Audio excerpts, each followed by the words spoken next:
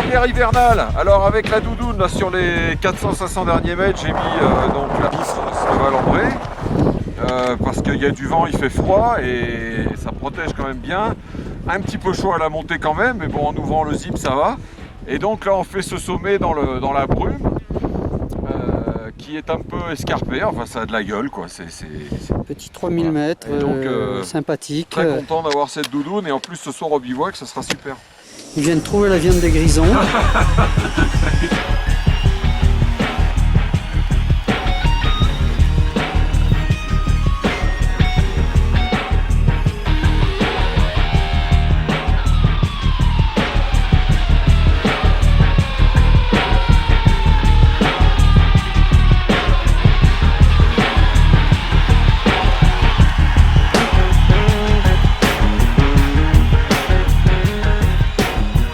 Bonjour, donc j'ai testé la doudoune Bifrost de Valandré.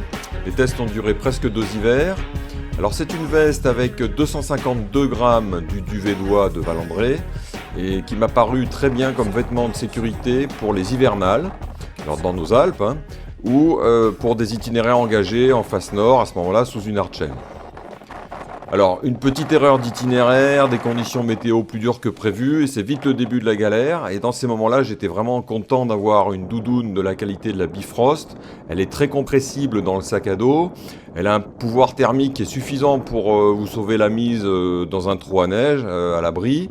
Et puis, il y a tout le savoir-faire de la marque Valandré, notamment le zip qui est facile à manipuler, même avec des gros gants. Il ne s'est jamais coincé. Il y a tout un tas de très belles choses sur cette veste qui fait qu'il y a un confort d'utilisation.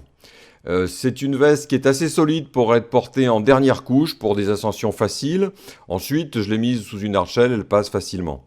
Elle a toujours cette articulation très intéressante qui permet de lever les bras sans que le vêtement remonte et vous découvre le bas des reins, comme la veste Immelmann.